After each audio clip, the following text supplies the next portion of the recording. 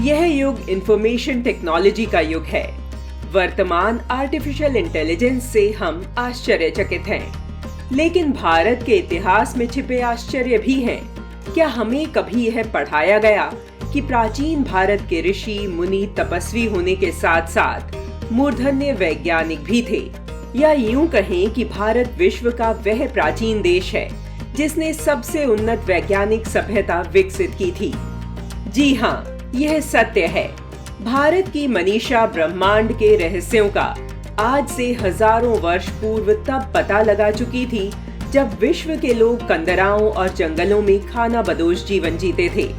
हजारों वर्ष प्राचीन भारत के विशाल मंदिर अपने वास्तुशास्त्र और शिल्प कला के लिए विश्व प्रसिद्ध हैं, जो इस बात का प्रमाण है कि तब भी हमारे पूर्वजों को दिशाओं और गणित शास्त्र का उन्नत ज्ञान था।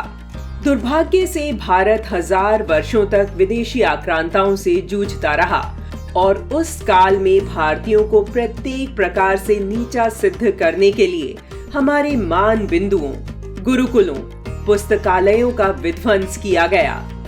अंग्रेजों ने तो बड़े ही सुनियोजित तरीके से हमारी सुदृढ़ आधारशिला पर आघात किया, जिससे हम अपनी अस्मिता भूल जाएं। और हुआ भी ऐसा ही। गुलामी के दौर में हम भारतीयों ने स्वयं को दीनहीन मानना शुरू कर दिया। कहते हैं ना, सत्य के सूर्य को कुछ समय के लिए बादलों से जरूर ढका जा सकता है, किंतु सूर्य को मिटाया नहीं जा सकता। ऐसी ही भारतीय संस्कृति है। भारतीय संस्कृति में सैकड़ों वर्षों से हमारे रीति रिवाज और परंपराओं में पीढ़ी दर पीढ़ी हमारा प्राचीन गौरव सुरक्षित रहा, जो आज भी नई पीढ़ी को स्व से जोड़ता है, अपनी अस्मिता का भान कराता है। हिंदू घरों में माताएं बहनें जिस पंचांग को देखकर पर्व, उपवास, पूजन का निर्धारण करती हैं, वह पंचांग भारत के खगोलीय और गणितीय विज्ञान का जीवंत दृष्टांत है। एक बार बिना किसी प्रचार के कुंभ मेले पर जुटी भारी भीड़ को देखकर एक अंग्रेज अधिकारी ने पंडित मदन मोहन मालवीय से पूछा कि कुंभ में इतना बड़ा जनसैलाब बगैर किसी निमंत्रण पत्र के कैसे आ जाता है। पंडित जी ने उत्तर दिया, 6 आने के पंचांग से। हिंदू कहीं भी रहे, वह पंचांग जानता है। अपने त्योहार, उत्सव, कुंभ की तिथियां बगैर आमंत्रण के उसे मालूम होती हैं।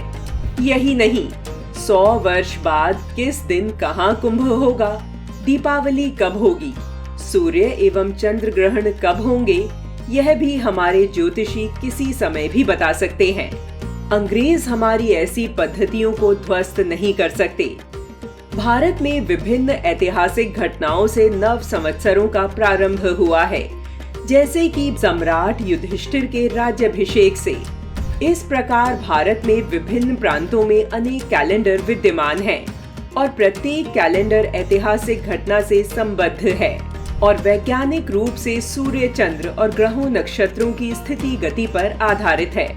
विक्रम संवत भी ऐसा ही एक कैलेंडर है जो उज्जैन के महाप्रतापी सम्राट विक्रमादित्य की शत्रुओं पर विजय के उपलक्ष्य में प्रारंभ हुआ था और वह भी ईसवी सन के प्रारंभ होने से 57 वर्ष पूर्व, अर्थात ईसा मसीह के जन्म से भी 57 वर्ष पूर्व। उस काल में जब यूरोपीय देशों में खानाबदोश सभ्यता थी, तब भारत में चक्रवर्ती सम्राट विक्रमादित्य थे और उनके समय में खगोल, गणित, वास्तु, शिल्प, चिकित्सा सहित जीवन के सभी क्षेत्रों में भारत शिखर पर था।